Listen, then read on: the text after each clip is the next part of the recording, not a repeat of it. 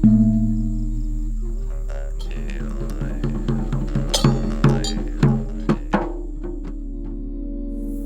Kamila Andini bersama Ayu Ani dan juga tim kita semua dari Bumi Bajra untuk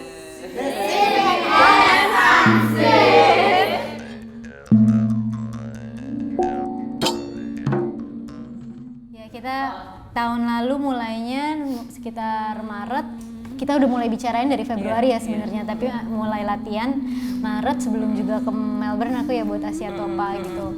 Jadi memang awalnya abis film ditanya sebenarnya, ditantang sebenarnya sama Jala, mungkin nggak kamu kepikiran nggak untuk membuat film ini jadi pertunjukan gitu. Tapi waktu itu ya kenapa enggak, karena sebenarnya nih anak-anak yang main semua, Dayu, Mbak Ayu, Gehan, semuanya justru lahir di panggung, performer gitu. Jadi kalau kemarin di film mereka semua yang masuk ke dunia saya, sekarang menarik banget ya, tertarik banget untuk kebalikannya gitu, saya yang masuk ke dunia mereka. Terus waktu itu Dayu gimana tuh pas waktu dikasih tahu sama aku? Ya udah kan itu kita lagi latihan kan, ingat kan? Habis itu terus dininya nelpon malamnya, Dayu ada oleh-oleh kejutan. Bentar dulu, besok tak umumin. Iya nggak?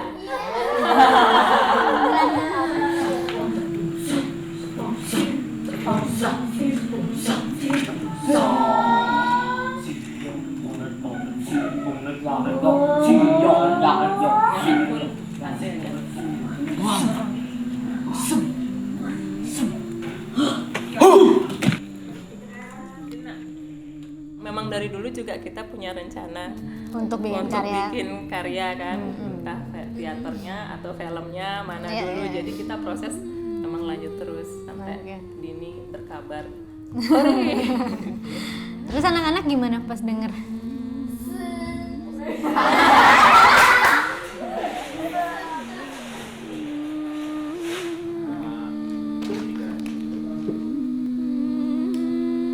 Hi, I'm Eugene Tay. I'm the set designer of The Seen and Unseen. When we started working on the show, no one really knew what the outcome was going to be.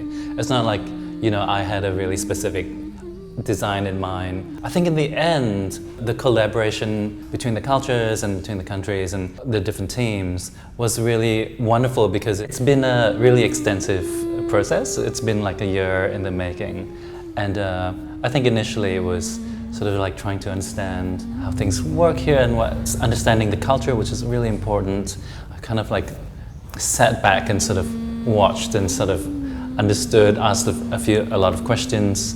It was still a really long process to design it. So in order to sort of communicate my ideas, we spoke a lot about it, but also I made a lot of renders, images, and then proposals, options of designs, and then we spoke about it, and Kamila was like, I like this, but this doesn't work. We realized that nature has a lot to do with where this show comes from.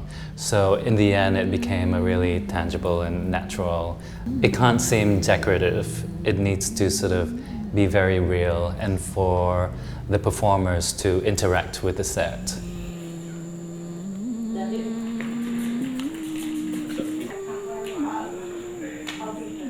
I'm Jenny Hector, and I'm the lighting designer for The Seen and the Unseen. The process has been a really interesting one because we've been asked to put a contemporary take on traditional dance. That has come with many challenges, but also to some really exciting discoveries. I think there's been a real openness to try and share and discover each other's potential and ways in order to make this work really exciting. And I think it's those two things coming together that gives it a special quality that we don't often get the opportunity for with other works. Well, obviously, as a theatre lighting designer, that's very different to film. In the film, you can cut the edges of the light out, but in theatre, you see everything. I think my main concept came from the nest itself, which Eugene, when he said, I think it should be made of hair, I was like, that is genius. And so I've tried to make the nest powerful. So I have light coming from the nest. Obviously it's a dance piece, so it's important to see the bodies in particular ways.